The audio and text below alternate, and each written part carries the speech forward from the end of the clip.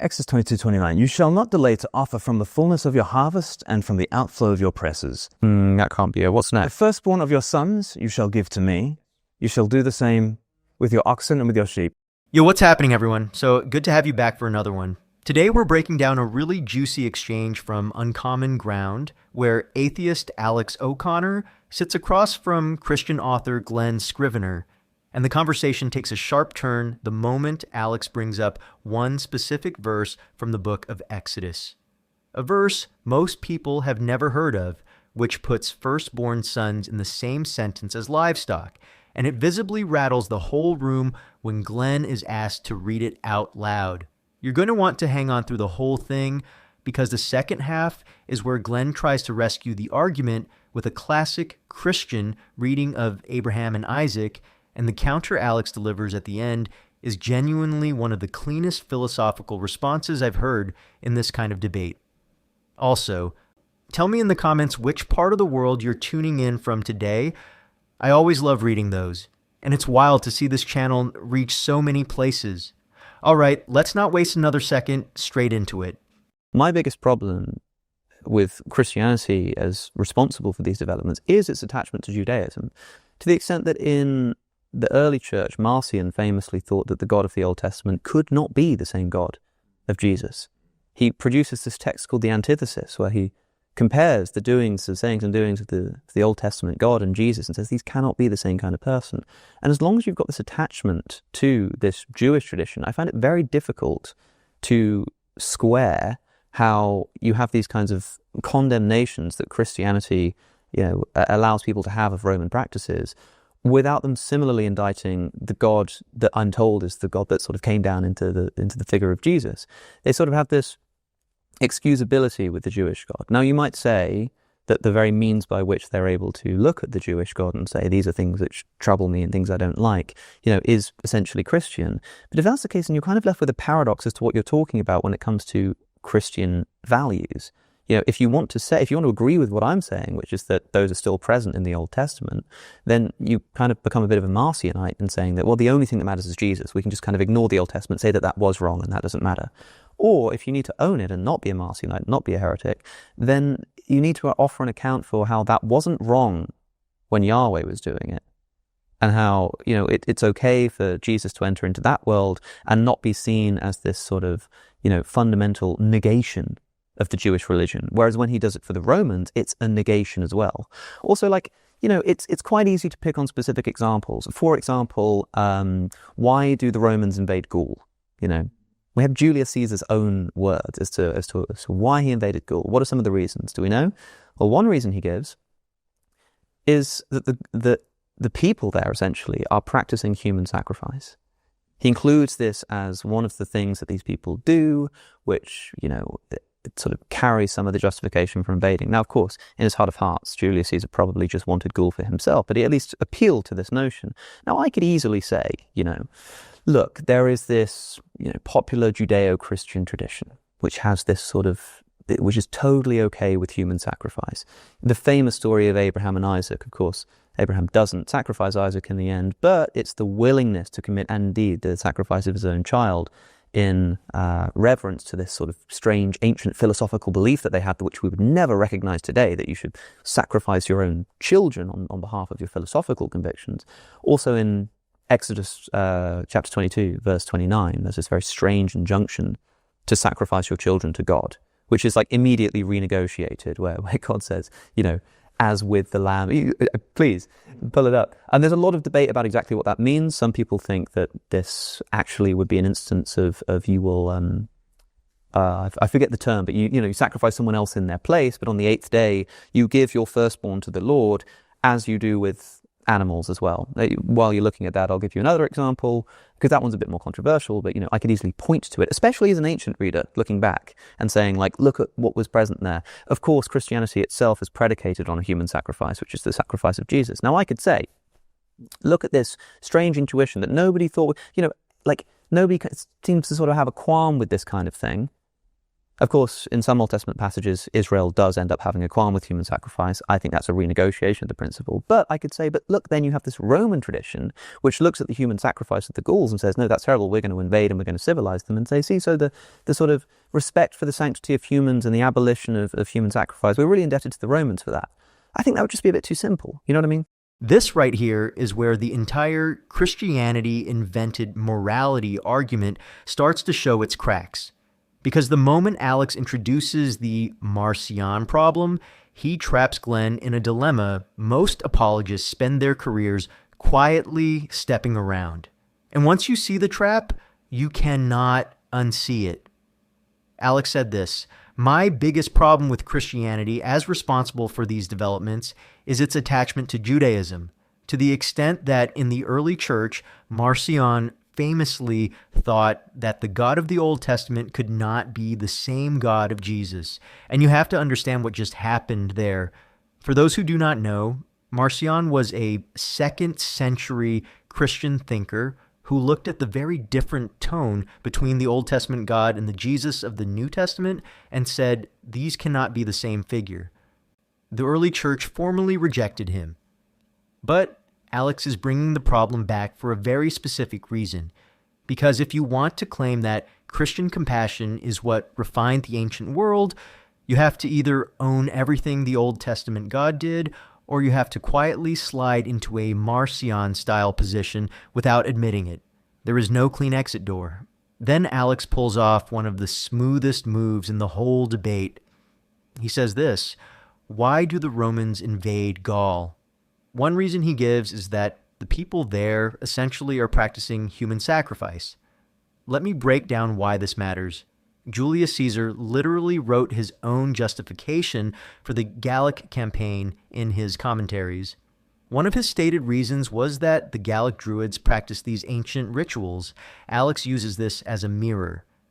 Because if we use the same quick logic Christians often use to paint Rome as the uncivilized force that Christianity had to reform, you could just as easily flip it and say the Romans were the ones reforming the Gallic world. Nobody actually argues that because the logic is too simple.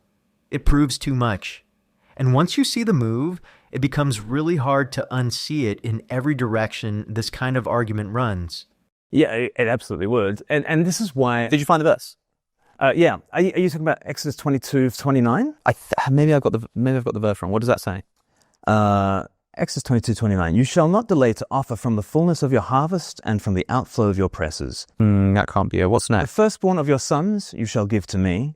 You shall do the same with your oxen and with your sheep. 7 days shall be with his mother. On the 8th day... On the 8th day, I'm sorry. On the 8th day you shall give it to me. the firstborn, in the same way that you do with the oxen and the sheep. So it's But they were ransomed, and I don't know what the price was, but that was the cost of that life was given towards the temple as money. well, that's what they say. But in that particular instance, it's Even within Exodus, you're that's doing true. elsewhere in Exodus. Elsewhere, okay. Let's not get caught up on that verse. There's some. Well, no, but what I'm saying is this is my issue with. I think you're going to the Bible in a way that's alien to the way that anybody has ever gone to the Bible. Like to go into a verse and take out of it as a timeless principle that stands by itself and probably could cause somebody to kill their son. It's just not the way. I mean, you know Christians. You know that they don't read their Bibles that way. You must know Christian history. You know that that's not the way that Christendom has read the Bible in that way. So what are you right about reading the Bible that way? And the rest of what I'm doing is I'm showing it's a bit too simple to do this, right? Like I'm trying to demonstrate, because obviously the sort of approach that I'm taking here, you will see as illegitimate, and I think is illegitimate to some degree. I think it's got some even within Exodus, but yes. But then Exodus is a series of sort of renegotiations over scriptural history. I mean, I'm not the first person to think that particular verse is an instance of command for human sacrifice that survives into the biblical tradition that is then renegotiated. Scholars, debated, of course. But what I'm saying is, I could do that, but I think it would be too lazy. What we need to do is look at the overall picture that we get from these stories. What is the picture that we get from reading the Old Testament and this God? And what is the picture that we get of Jesus and his relationship to that God? That might be a helpful place and where to does go that give us these ideas of compassion and equality. So I mean, the big picture thing, without getting into the weeds of the Exodus thing and that, I understand. And you're going to go to the first page of the Bible, which I think might actually be the second page of the Bible. Okay. I'm actually going to go to Genesis 22. Oh, I was going to go to Abraham and Isaac. A wonderful proclamation. All right. And this is where the conversation shifts from heated to genuinely revealing. Because now Glenn is asked to do something every apologist quietly dreads. Read a specific verse out loud. Alex references a particular passage in the Old Testament. Glenn then reads it. Glenn said this, Exodus 22, verse 29. You shall not delay to offer from the fullness of your harvest and from the outflow of your presses. The firstborn of your sons you shall give to me. You shall do the same with your oxen and with your sheep. Wow. The parallel there is not my framing. That is the text itself. And this verse sits in the middle of Exodus like a splinter scholars have been debating for 2,000 years. Some argue the passage was always understood as a ransom or a redemption. Some argue the Hebrew implies symbolic devotion. Some argue later chapters modify the reading, but the plain grammatical reading creates real tension. Whether you find comfort in the scholarly rescues or not, the verse is there in every major translation. That is what makes this exchange so sharp. And here's the part that tells you everything about the dynamic in the room. The moment the words land in the air, you get a very human reaction. Alex said this, let's not get caught up on that verse. And here is why I find that line so revealing. This is Alex the skeptic, almost offering Glenn an off-ramp, because once the text is spoken aloud, it does the work all by itself. Alex does not need to hammer it. The verse hammers itself. He is almost being generous about it. But Glenn pushes back with something really interesting. He says this, I think you're going to the Bible in a way that's alien to the way that anybody has ever gone to the Bible. And this is the part that blows my mind. That response is a tell. It is not a textual argument. It is a method argument. It is essentially saying, you're reading the verse too plainly. You are supposed to read it through 2,000 years of interpretive tradition. But here is the thing. If the verse truly had nothing uncomfortable on its face, you would not need centuries of interpretive cushioning to soften it. The need for the cushion is the admission that the plain reading is a problem. Christians do not need a tradition of reinterpreting Leviticus 19 verse 18 because love your neighbor does not need rescuing. But this particular verse, it needs the whole apparatus of historical scholarship to hold together. Let's go there, and then we'll look at the bigger picture. I mean, so the whole issue is Abraham is promised a seed. He and Sarah are totally childless. And after barrenness, miraculously, they finally have a son. He is the seed of Abraham, which is utterly messianic terms. He is the heir of the cosmos, the hope of the world. Here is this child, and then God goes and tested Abraham and says, Abraham, and he said to him, here I am, take your son, your only son Isaac, whom you love, go to the land of Moriah. Mount Moriah is where the temple is, so a mountain in the region of Moriah, and offer him there as a burnt offering on one of the mountains of which I shall tell you. Now, even within Genesis, you're thinking, but he's the hope of the world. He's the heir of the cosmos. He's the seed of Abraham. And he's being told to be sacrificed, and somehow through that sacrifice, what? Because the whole world is going to be blessed through this famous golden child. And he's to be sacrificed as a burnt offering, which is a sacrifice of atonement, on a mountain in the region of Jerusalem. As the story progresses, the son has the wood on his back, the father has the fire and the knife, the tools of judgment, and he's trudging up a mountain in the region of Jerusalem on his way to become a sacrifice of atonement, this one who is the seed of Abraham, who is the heir of the cosmos. Abraham says, we will worship there and then we will come back to you, which the New Testament picks up as he seems to have some kind of trust that through sacrifice and out the other side, somehow, the chosen one will come back to us. And obviously, in that moment, the angel of the Lord intercepts judgment and says, now I know that you fear me because you have not withheld from me your son, your only son. and he provides the ram in the thicket as a substitute for Isaac, the promised child. And so on that occasion, the ram is sacrificed, but Abraham had said a lamb will be provided. And so the whole thing ends with verse 14. Where is verse 14? So Abraham called the name of that place, this mountain in the region of Moriah, the Lord will provide. And it is said to this day, on the mountain of the Lord it shall be provided. What shall be provided? The lamb, the true son, the seed of Abraham, the heir of the cosmos. Yeah, Jesus. And they knew which mountain it was going to be on. And so this is a Christian way of reading the text, but I think it's a Christian way of reading the text that it is utterly consonant with the Hebrew details.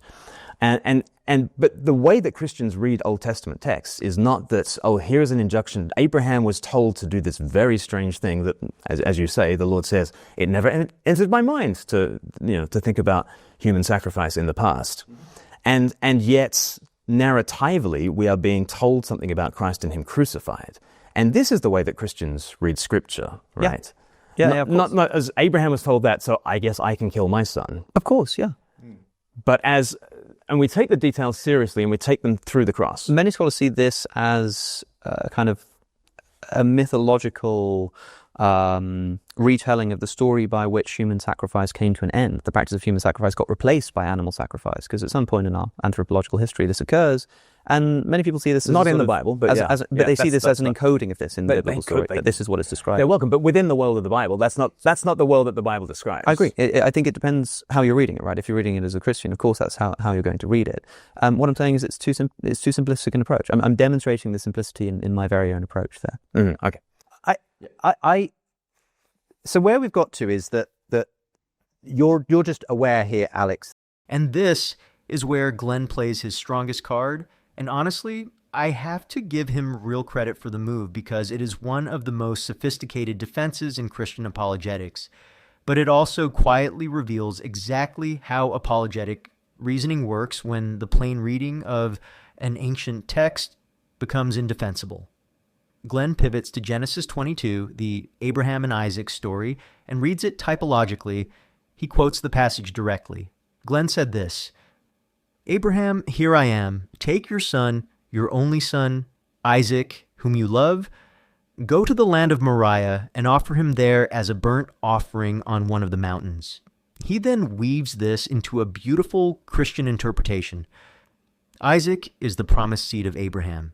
Isaac carries the wood on his back the way Jesus would carry the cross. The Father carries the fire and the blade. They travel up a mountain in the region of Jerusalem. The ram appears in Isaac's place at the last moment, and according to Christian tradition, thousands of years later, the ultimate fulfillment of that substitution arrives in the figure of Jesus on that same mountain region. It is a coherent, internally consistent Christian reading of the text. Then Glenn says the quiet part out loud. He says this is a Christian way of reading the text, but I think it's a Christian way of reading the text that it is utterly consent with the Hebrew details. Let me break down why this is so revealing. Glenn just admitted in his own words that this is a Christian way of reading, which means for thousands of years before Christianity existed, the story had a completely different function inside Jewish tradition. Abraham was not thinking about Jesus. Isaac was not a Christ figure to the ancient Israelites.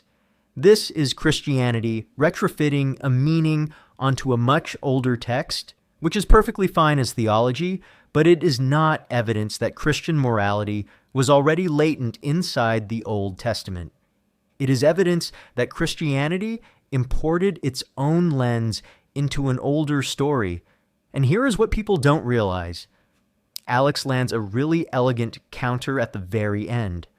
He says this, "Many scholars see this as kind of a mythological retelling of the story by which human sacrifice came to an end."